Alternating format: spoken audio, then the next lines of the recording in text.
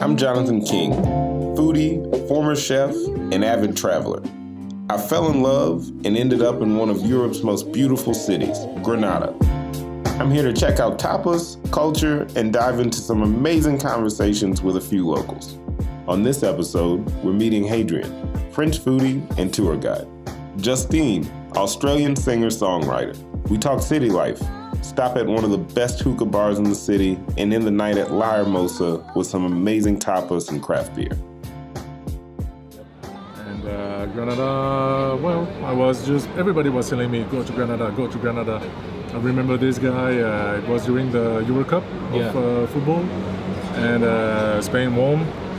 And this guy, I remember, it was Catalan. It was so Catalan. Yeah. He didn't want to watch any football game of the Spanish team, you know.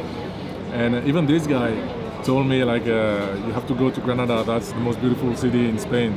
And I was like, Basically, this guy hates, like, Spain. Yeah. And he's telling me, you know, nationalist and all that, like, you have to go to Granada, that's the most beautiful city. When this guy told me that, I was like, okay, must be, there's something there, because if this narrow-minded guy is telling me that, well, and when I first arrived in Granada, well, love at first sight.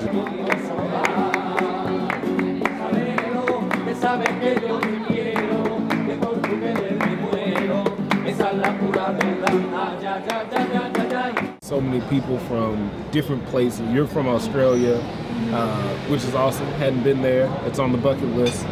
But, you know, what do you do? How are you able to travel? Well, I'm on a life hiatus, kind of. But in Sydney, I perform full time. So I'm a musician in Sydney. Every step I take, but I don't look back. And I'm also writing music for other artists and with other producers and doing collaborations. So I just decided I wanted to be based here for 3 months in Europe. So this trip is like half vacation, half work. So in a couple of weeks I'll be going to Norway to do like a songwriting camp with other artists. And I'm just being your own boss gives you flexibility to just do whatever you want. How cool. So now we're here drinking Tinta. Cheers to that. Cheers to freedom. Cheers. My friend booked a trip. The first time I came here, my friend booked a trip. I didn't know anything about Granada. I'd never been to I didn't know about the Alhambra Palace. I don't know how I didn't know, because apparently it's the number one. Either. It's the number one visited site in Europe. Yep. So how did I not know it existed? And yeah, I came here. The next year I came back, and then the next year is this year, and now I'm living here, learning Spanish. Very cool. So ¿tú hablas español? un poquito. You know, sometimes with the tours, they're gonna give me a tip, Oh, a good tip. American, you know, the 20, 15%. So, but keep your money for the workers, because actually, what's going on here in Granada, you have no idea. Here you work without contract. What they have, all the waiters, like the money they have at the end of the month. Yep. It's a shame sometimes. Yeah. My 4 or 5 euros an hour, maybe 4 euros. My ex-colleagues, they offered a job, 14 hours a day, 1 hour break, no food, tapas bar, but no food. I bring you food, like 2 euros an hour. Woo! When you listen to the people from Granada saying like, no, here you don't tip, like, they have a salary, but what kind of salary, you know, like, so I'm always saying, like, if there's one waiter or waitress deserving like a tip, it's the one of Granada. So, one of the craziest things that people love about tapas is the price. So here, the tapas here, $2.50, $2.50 to get a drink and some food. You actually don't have to tip, but if you do have good service and you've got, you know, extra money, leave some money. It's still a good thing to do, to leave a tip if you appreciate it. So. We left Carmela and headed to a local candy shop to meet the store owner. In Australia, we call this the lolly shop, not the candy store, as Americans would know. My friend, who doesn't remember me, is inside, so let's go say hello. Oh, he plays the tournament?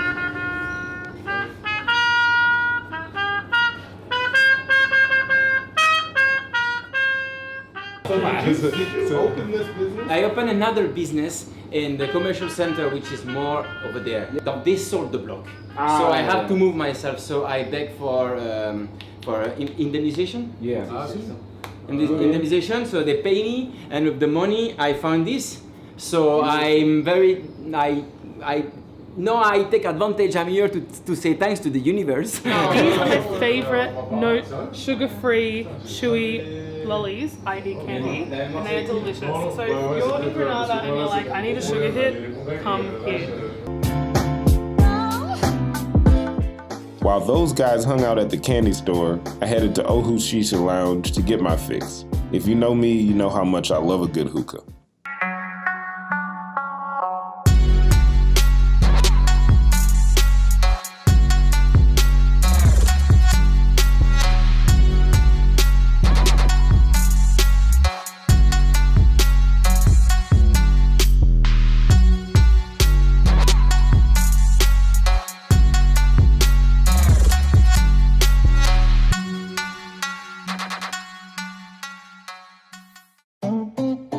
After hitting up the lounge, I met back up with the guys in Plaza Nueva and headed towards La Hermosa for tapas.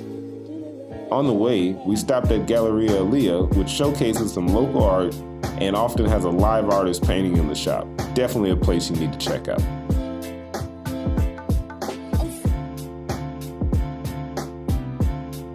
We arrived at La Hermosa, one of the coolest tapas bars in the city, run by a local Spanish couple, situated in a former convent and historic site with a must-see view of the Alhambra. Manuel was swamped with people waiting for his craft beer creations and unique tapas, but made time to make something special for us. I love this place and you will too. I was like one of those people that came and And never left. took 2 days Yeah. to fall in love with this country and the people and the food, the culture, and then just this, you know, people are happy here. Yeah.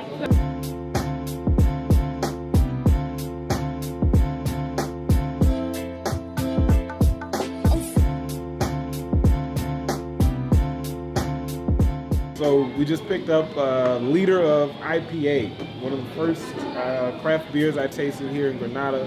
Absolutely amazing. The flavor is great, and I'm not even a big beer fan, but once I had this, I actually did the tradition, and they have 3 specialty beers here, and so I went through all 3 in the same day. I was a little drunk, but I was very happy.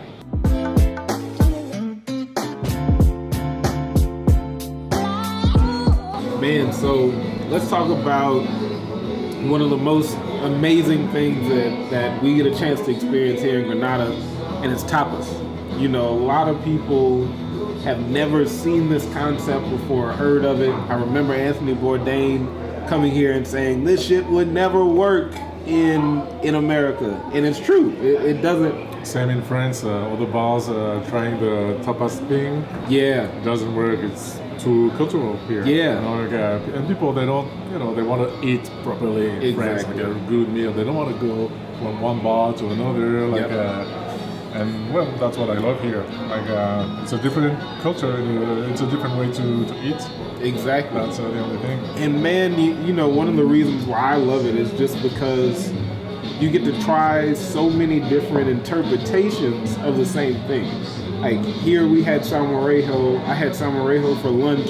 It was a bit different. Really Yeah, light and the flavor. And people use different olive oils. I'm that kind of guy, you know, like if I want to eat my fish, I go there. If I want to eat my salmorejo, I go there. Once you try enough different places and you find finally the thing you like, I don't care if I go there all the time. You know, like it's hard for me. I'm too perfectionist. You know, like when I find the perfect place, You'll do it again and again. One of the most amazing sights in Granada, and even better in the world, the Alhambra.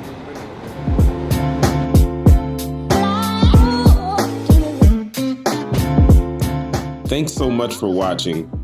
This series is dedicated to someone who inspired me throughout my life and helped me develop a passion for culture, travel, and food. Like Anthony Bourdain, we created this show to share our experiences with the rest of the world and inspire people to find freedom. Love is our calling, food is the connection, and freedom is priceless. Find yours. Jake King. Hey, and don't forget, like, follow, subscribe, and check us out on Netflix.